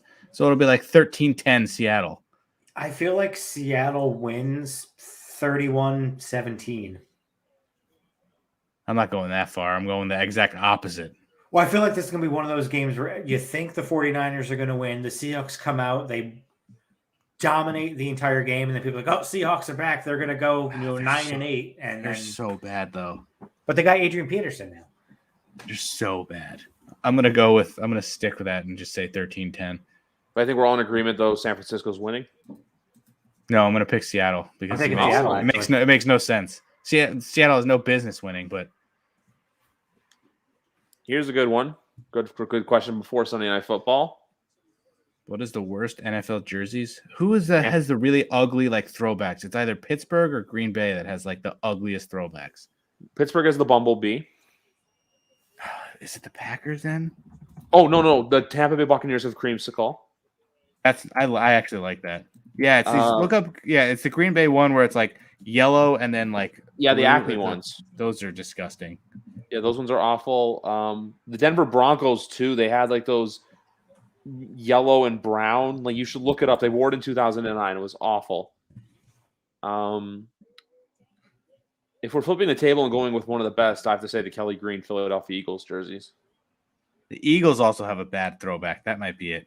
Oh, they have the one where it's the I know the one that kind of like the Packers too. Yeah, the one that EDP wore at the Super Bowl. Yeah, that's disgusting too. It's that one. The Titans, and then the Titans of New York one too. And then just the Cowboys regular jerseys are disgusting because that's stupid star. They're ugly. I mean, you could find Ramey on the corner wearing his Dak Prescott jersey with jean shorts, screaming "We them boys" at everyone. Holding his Dak Prescott figure that Randy got him. And I got my hat not backwards. I got it to the side. Best jerseys. Flozell Adams jersey. Actually, I'm going to give Matt some compliment here. One of my favorite jerseys, the Giants retro whites. Yeah, Alex loves those too. I'm more of a blue fan, but those I like the Giants, the helmet that says Giants on the side. My dad hates that, but that's from when I was growing up. That's those. The 80s, 90s helmets. I like those helmets good. Too. Other ones, like I mentioned before, the Kelly Green Philadelphia Eagles. I can't agree with that just because of who it is. Obviously. Who else? I like the Saints black jerseys. The Patriots retros, obviously. I like the Patriots logo with the actual Patriot on it, the guy. Yeah, with him, the Boston Patriot jerseys. Yep. What's another one? I like the Packers. I'm a big green fan. I just like the color green. So I like the Packers green jerseys. I like their helmets too. It's simple. I just don't like the quarterback. I like the Steelers. It's just plain and simple, the black and yellow. What NFL has the worst fans? I think Eagles. Eagles, Patriots, Cowboys. Put those in the top 3. Giants Jets are probably in the top 5. The Jets have fans? They're always like Mark Sanchez. He's the next. We got him. Sam Darnold. This is the next one. We got him. We're good. It's like the Jets and the Mets. Every year, it's going to be their year. Although the Mets actually have something to celebrate now. Yeah. Who else for fans? Worst fans. The Raiders are pretty insane. Yeah, I'm gonna say Bills just based off experiences that I've had with Bills Mafia. Some of them on here that I respect. Some of them on here I like and I talk to. But my experience at the stadium was not good. I think universally people would say the Cowboys fans, Eagles fans, and the Patriots fans are just some of the most hated. And then nobody likes New York fans either, so you can throw those in there. But the Giants fans are like a lot of fucking old people, so just leave them alone. Yeah, I'm gonna say Dallas. Yeah, I'm gonna say Dallas too. So I'd say Steeler fans could be up there too. Well, you talking shit about Seth Trainer? I get that. Moving on though, Sunday Night Football now. Broncos at Chiefs. Chiefs are a 9.5-point favorite. The Chiefs need to come out and obliterate the Broncos. Like they need to get back to business. Chiefs win, Broncos cover. Calling it now. Chiefs win, Broncos cover. I'm saying the Broncos do not cover. I'm going with the Chiefs like 31-14, 31-15, something weird. Let's get a vintage Chiefs win. Vintage Chiefs win, everyone. Vintage. Like 2 years ago, last year. Anything but what they're doing this year. I would say Chiefs 37-17. So they're scoring 37-17 points. How many are the Broncos scoring? None? Exactly. It's going to be 3,717 to nothing. So that is a vintage Mahomes. How many fantasy points is Mahomes going to have? Good God. 5,000. What was the one I was going to say? Chiefs 27. No. 27-20. Close game. I don't think I'm not. Hopefully Jerry Jeudy does something. Worst stadiums you've been in? MetLife. It's just boring. It's just they have 2 teams there and none of their colors are represented. It's very boring. The one in Orlando. Oh, I almost said the Orlando Eye. I don't even know. Camping World. Yeah, it was just because the interior of it was there, and the area surrounding the stadium was horrible. Yeah, it felt very old. Yeah, Camping World. I forgot it. We were in AT&T Stadium. AT&T Stadium was nice. The Superdome sucks too. It's like super cramped because it's old. I went there in 2019 actually for a Saints game. The concourses didn't feel like as cramped when I was there. So I think they've been doing renovations on them over the last few seasons. So I think they may have expanded them a little bit. So that's good. Yeah, I went to Miami before the renovations when it was Sun Life Stadium for 28, and that was not ideal. No, but Matt, I just remember the only things I remember about Camping World's area outside of it wasn't good either. And then there was that. No, yeah, it was hot as balls. And then there was that one guy that was screaming at the bus driver because his girlfriend had to pee. That was we sat on that bus for a while. That was not, especially at midnight after a 16-hour fucking pay-per-view. You just want to go home. But yeah, I'd probably say MetLife because it's the most disappointing. It's newer and it's so boring. Really? Yeah, it's not. It's just brown or gray because you can't paint it anything for each team. And half green, half blue would have looked stupid. I know. They should have done one green chair, one blue chair, one green, one blue, and just do that around the entire stadium. And I know, Ramey, that you want the Cowboys to win, but the Saints have to stop running these simple screen passes to the side and then expecting to run. Oh, it's God. Pathetic. It's actually pathetic. That's all they can do is throw the screen passes or run. Disgusting. All right. Last game. Bills at Patriots, Monday Night Football. I'll let you guys have the floor first. What's the spread? Bills by 2.5. Over under is low too because over under is 43 and the Bills are a 2.5 point favorite. Shouldn't that game just be even? At this point, How do you even put a spread on that? I don't have any faith in the Bills. I don't have any faith in the Bills either. Aren't the Patriots undefeated on the road too? I think. Correct me if I'm wrong, Griff. I know they're worse at home. I know that. Yes, because our 4 losses were Dolphins, Saints, Buccaneers, Cowboys, all at Gillette Stadium. So we're undefeated on the road. Undefeated on the road. I have no faith in Josh Allen this season. He's been a big disappointment. I know his stats look better than he's actually played, but I think the Patriots win, and I don't think it's going to be a close game. The Bills need this one really badly. Right, the Bills need it a lot more than the Patriots, but I think the Patriots have something to prove. I think it's going to be a statement game for Bill Belichick. I think this is the game they unleash Mac Jones fully. He's shown the Bills have every a week. good defense, I think they unleash him this week. I don't think they're going to unleash him at all this year. They don't. They run the ball and they play defense, and then he does just enough when they let him. When he has to make a throw, he makes it. But I don't think that's what Bill does. Mac Jones coming out party. He's gonna have 330 yards passing. I would say he has like half of that. Bill's defense is good. I think they lost Trey White though. They lost Trey White to a torn ACL. The Patriots probably win by 5. I saw this too. Even though that they lost the Tre'Davious White, Jordan Poyer is I gotta look it up. I'm gonna do something really bad and go on to. I don't know how much attention you guys pay to Pro Football Focus, but they have PFF, but they have accounts for different teams, and they did something on Jordan Poyer recently. I gotta look. Oh yeah, it's right here. Quarterbacks have a 16.7 passer rating when targeting Jordan Poyer in coverage this season. Wow. Bill's not letting Mac go unleashed. I don't think he's going to do it ever. I don't think he's that type of quarterback. This was Tom Brady in the early years of the Patriots dynasties too. Remember, it was great defense, and Tom just had to do just enough. You can kind of say that about his whole career. He had great defenses his whole career. But not the mid 2000s. Like when we won there, a lot of those were on him. Like Super Bowl 50, like Super Bowl 51. I give credit to both because obviously I say this is Dante Hightower's strip sack, which Randy, that is the best tackle I've ever seen. Dante Hightower is absolutely steamrolling Matt Ryan and then making him just stripping the ball out of his hands. Best tackle you've ever seen.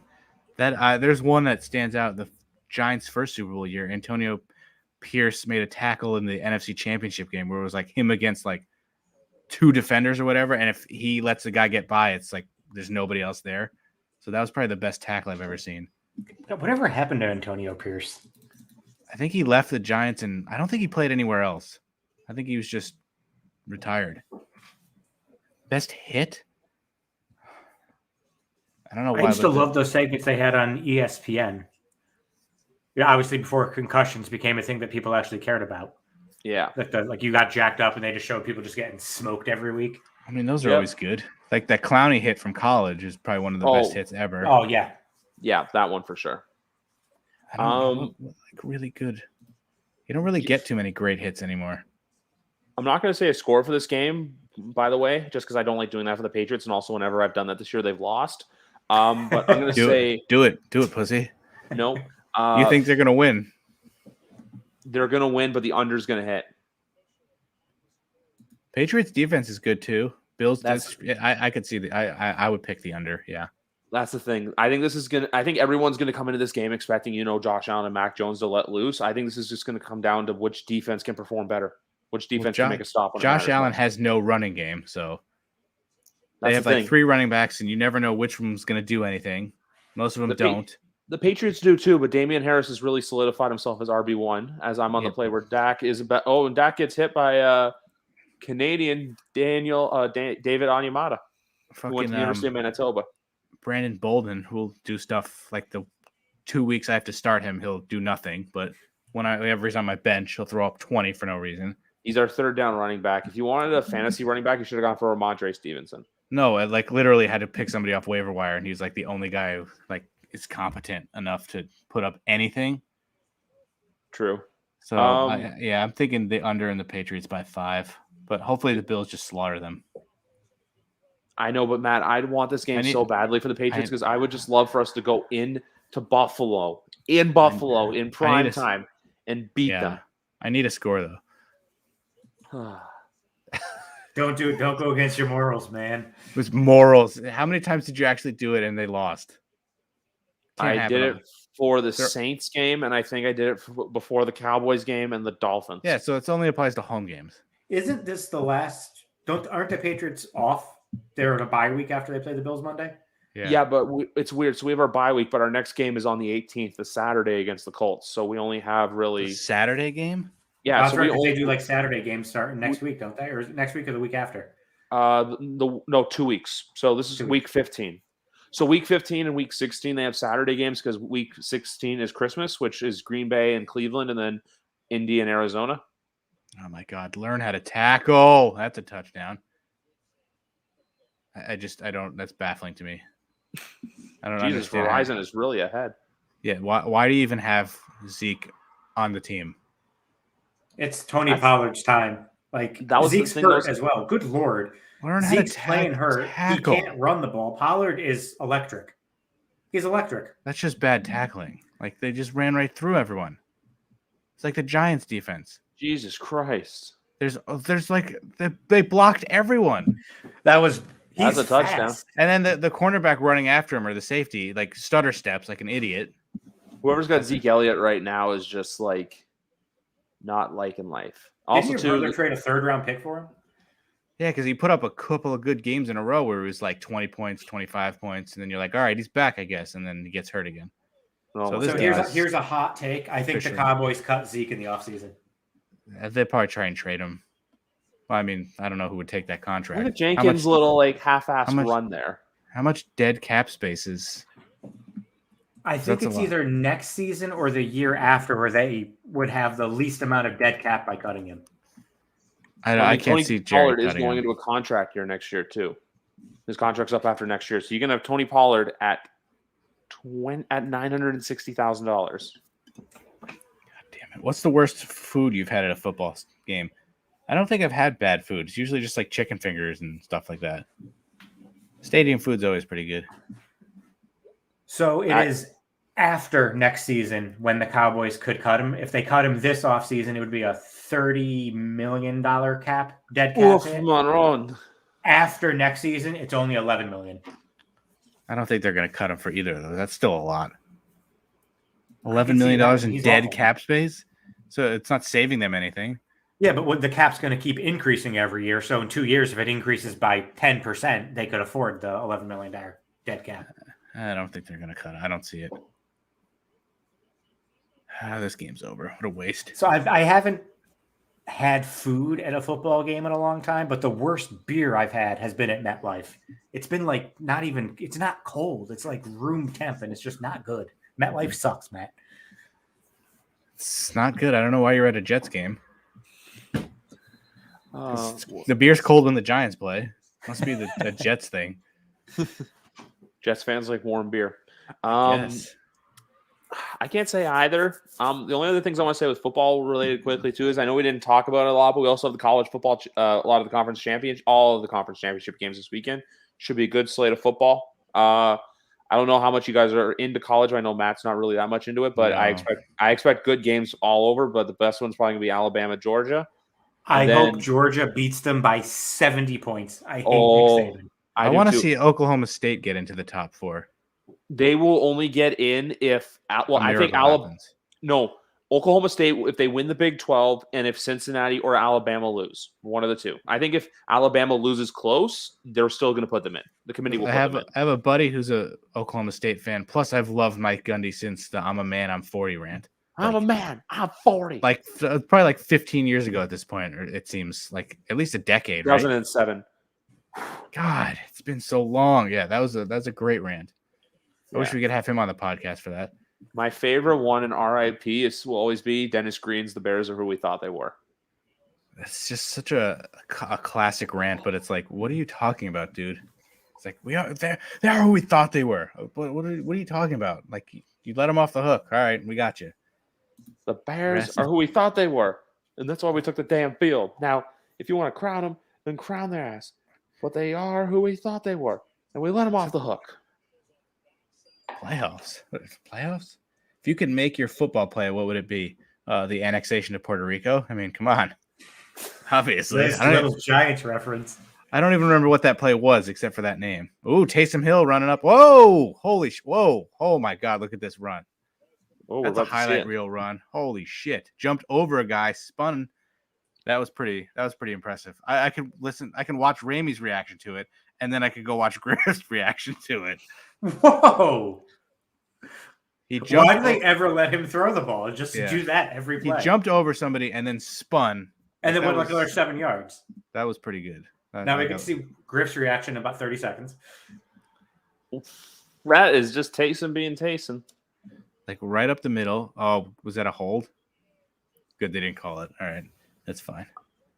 Football play where I would be. What the hurdle too? There you go. I'm